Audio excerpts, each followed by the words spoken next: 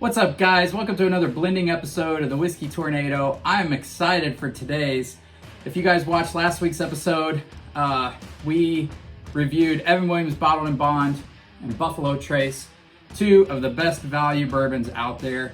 And what I thought we'd do is somewhere in these bottles is the blend of those two, and then each of those bourbons. And what I thought would be fun for today's tasting is to throw a big hitter in there. Let's throw Blantons in there, one of the most sought after allocated bottles on the market today. It's a beautiful bottle, I love it. I love Blantons on its own, but in the past, I've put it in blind tastings and I pick it last a lot. And this is a bottle that MSRP is for about $60, $65, but you can't find it for, I can find it in town for around 100. I've seen it as high as 150. So I want to see how this is going to stack up against a $15 Bottle and Bond bottle and a $20 to $30 Buffalo Trace product. Blantons is a Buffalo Trace product, but a different mash bill, a little higher mash bill. So what I thought we would do today, I've mixed these up. I promise I don't know where they are. I'll keep mixing them while I talk here. If you guys think my brain can decipher where these are going, you're wrong. It can't. But we're gonna pour each one of these into a glass. And in the past, I've kind of tried to guess which is which. And I'm gonna try my best not to do that today. I'm gonna really try to decide which whiskey I enjoy the most. So I'm gonna show you the bottom of these. I can't see them. And hopefully you guys can see that. We'll pour these in. And we're just gonna individually taste test them, see which one I like the best.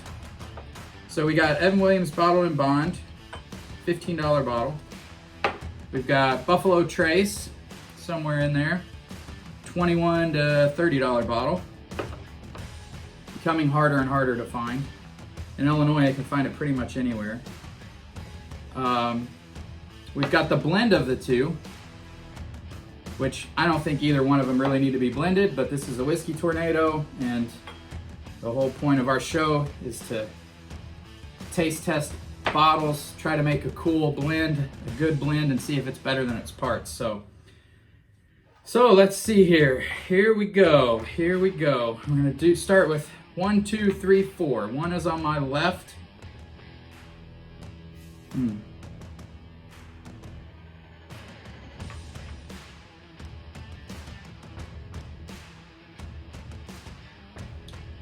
Okay, good whiskey. None of these have very long finishes. They're all pretty easy drinkers. So I have a feeling, well, we'll see.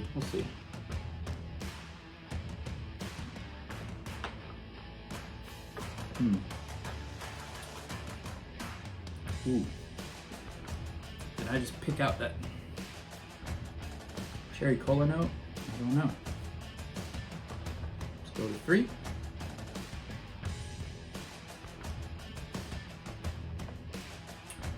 Ooh. Whatever this is, a little more sour than the other two. A little more sweet and sour. And guys, one thing you got to keep in mind is everybody's taste is different. Taste is subjective.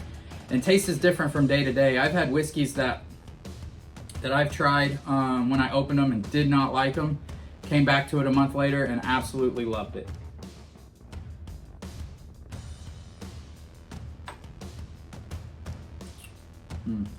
It's good whiskey too. These are all great. What I'm trying to do when I do a tasting is just go through once really quick, kind of get a sense of where I'm at, then go back through the reverse order, take a little time, and then the third, we start A/B testing, one against the other.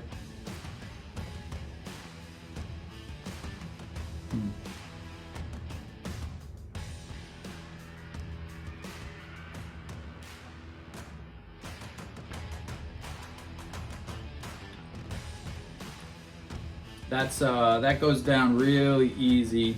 I think that's a lower ABV. I think we got 46, maybe 45, 46 and a half. And then of course the bottled and bond is 50%.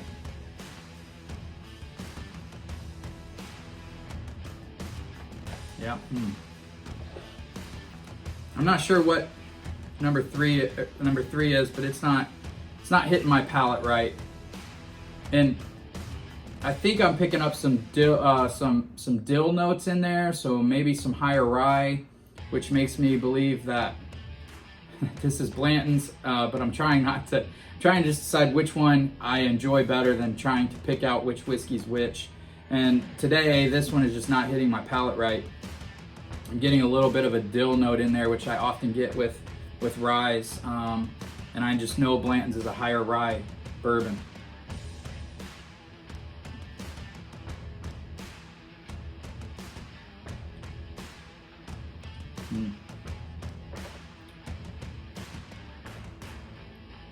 And that one doesn't taste super cohesive to me either.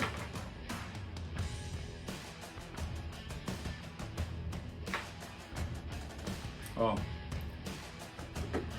trying to move this over. This for me, whatever number one is my favorite so far. That's number one for me. These are battling for 2 and 3, and this is definitely last, but we're gonna go back through. I'm gonna actually start the one I've got last and see if I was just affected by what I tasted before it.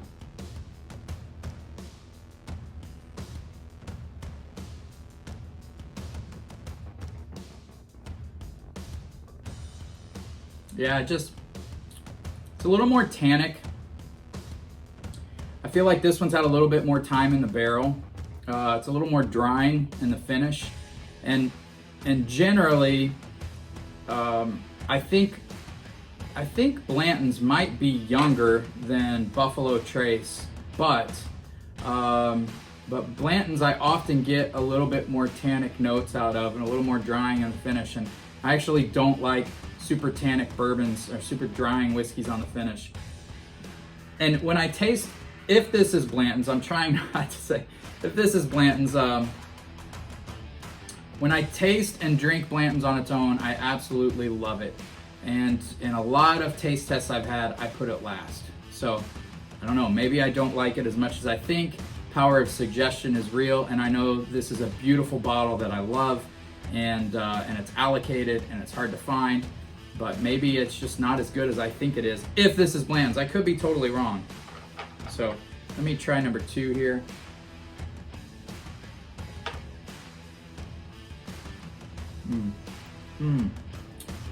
Boy,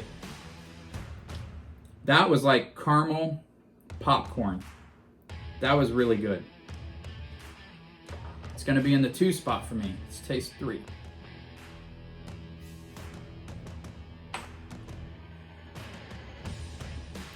Yeah, 3 is still good, but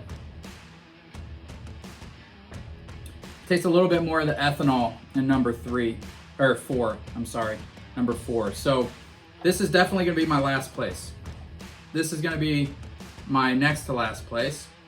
Let's test 1 and 2 side by side. Let me cleanse my palate. I'm gonna taste 2, then 1, and then 1, then 2. All right, number 2.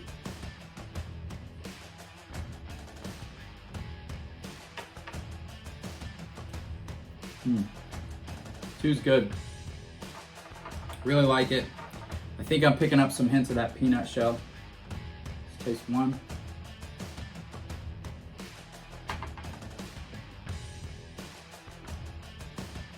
Ooh. Now I don't know. 2 might have moved ahead of 1. Taste 1 and 1 more time.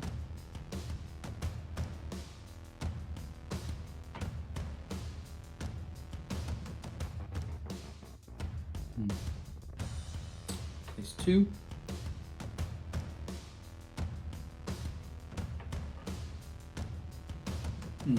Yeah, for me, 2 is better. I think I definitely have 2 as my number 1.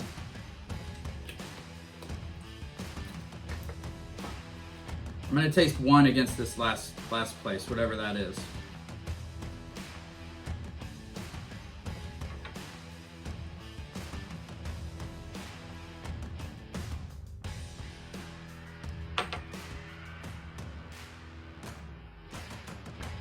Yeah, I mean, this one isn't bad, but it's just so drying on the finish that I just can't get past that compared to the others. So I think that's going to be my final decision.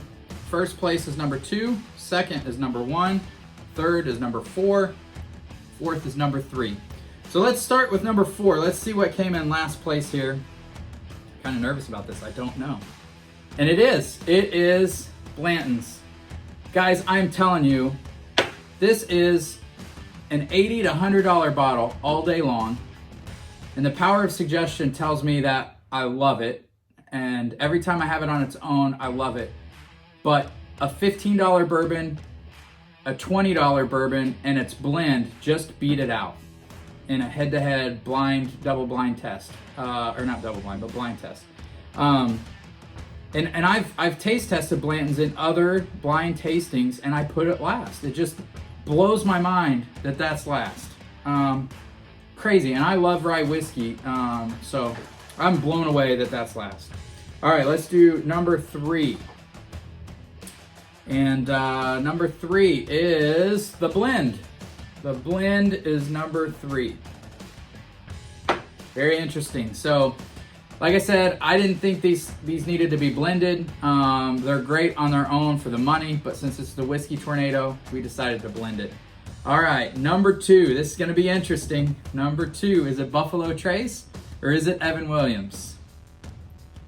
Buffalo Trace is number 2.